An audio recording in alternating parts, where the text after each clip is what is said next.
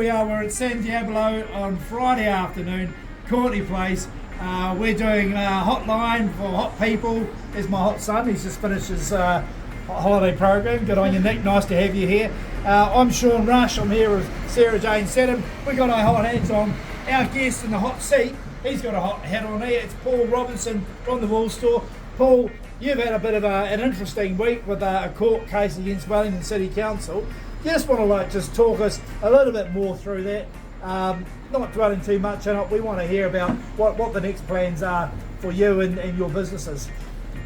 Well, Sean, yeah, it's a yin and yang sort of week for me. On the one hand, we've got stuff going on north of Wellington, which is just so exciting out there. And for the last 6 years, we've been really fighting this rear guard action down in Thornton Quay to try and keep our businesses going well down there. So can I just clarify, so you're part of what I think is called the Thornton Quay Collective, which are the businesses being affected by roadworks and different layouts, including cycleways, that the City Council has rolled out. I thought that was a let's get Wellington moving kind of thing, which should have been abandoned, shouldn't it? Well, it nearly did. But the Golden Mile and Thornton Quay Hut Road projects got sort of preserved. That was the compromise that was made when the new government came in. They could continue, while that all the rapid transport, etc., got KO'd. So, okay, we need to have a chat about how this has affected those businesses. So, you just want to talk through, everyone's doing it tough. Tell us how your businesses are doing it. Well, they've got typically in our building, the lovely old Wool Store down in Thornton Quay, foot traffic's down at least 50%. That's always been a good weekend destination. That's dead. Cafe turnover's down about 40%. That's all quite gloomy. We just can't. Is that a seasonal thing? It's the middle of winter. There are no car parks.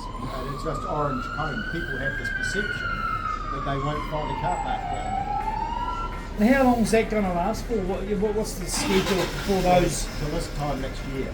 We're going for 6 months and we're going for another year. It's a long time to hold your breath. It is indeed. Okay, but more positively, you're doing some interesting things. Did you say north of Wellington? Is that Pororua? Yep. So what's going on there? Pororua's got a little bit of magic about it at the moment. That is a city on the rise. You've got an iwi that's got an incredibly strong focus on the future, wonderful strategy. You've got a city council that's open for business. They're hassling us. They're hassling us to do business every week. Hi, Anita Baker. It's a wonderful combination, and so that's given us confidence to invest through. A moderately severe recession. Okay, Sarah Jane. Do you prefer Porirua over Wellington now? No.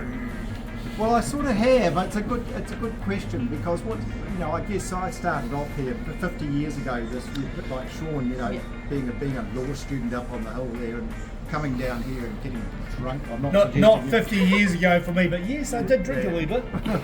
And so I loved the big city back then. Yeah. But now, as I get a bit older, I'm more inclined to the village.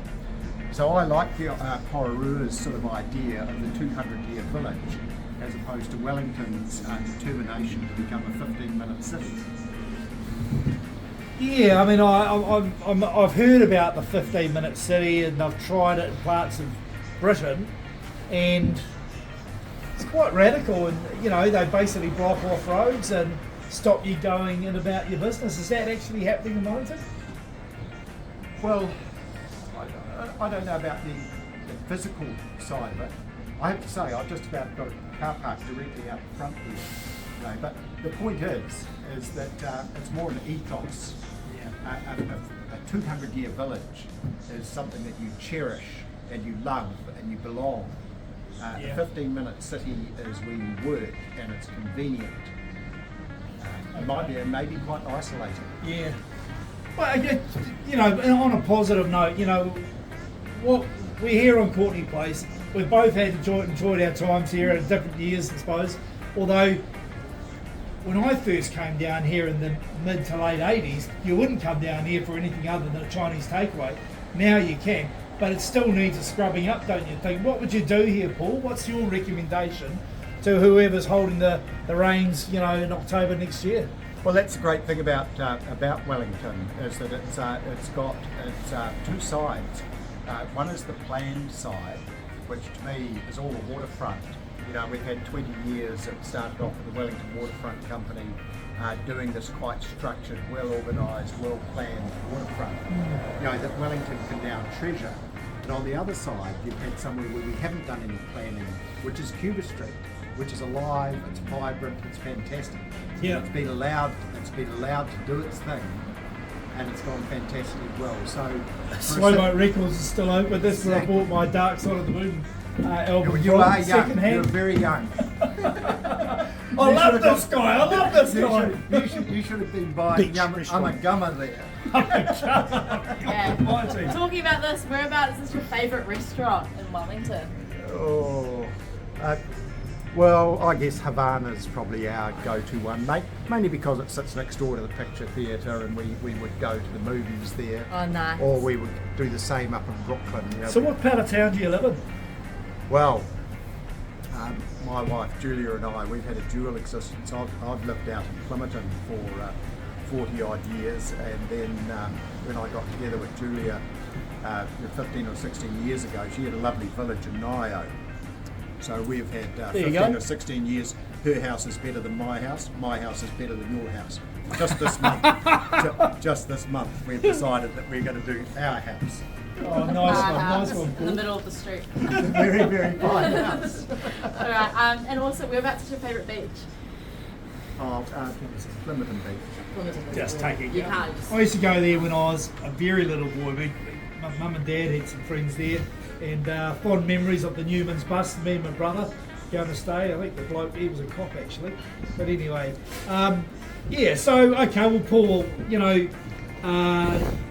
we're all doing it a bit tough, I suppose, but I do think that the Thornton Key Collective are standing up for themselves and maybe asking the City Council to have another think about how they go through processes in order that we can all achieve where we want to be, which is, a vibrant city that's prosperous, is attracting people, and businesses are thriving. So more power to you, more power to the collective.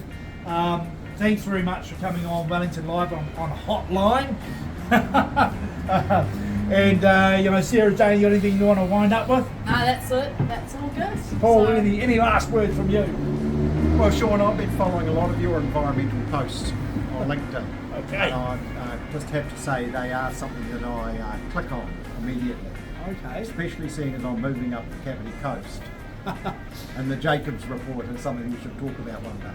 Yeah, well, coastal planning, I've fallen into coastal planning, and that's part of my Masters in Climate Change stuff. And but yeah, we'll have another conversation. Oh God, I could talk about that for a long time.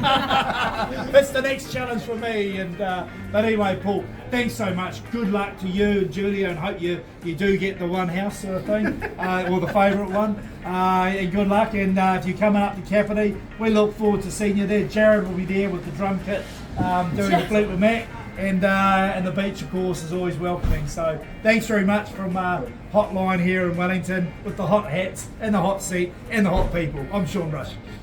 Thanks, Sean. Thank Thanks, you. Sarah Jane. Thanks.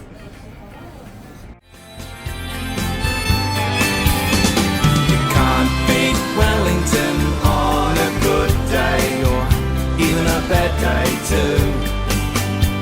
You can't beat Wellington, it's a cliche, but nonetheless it's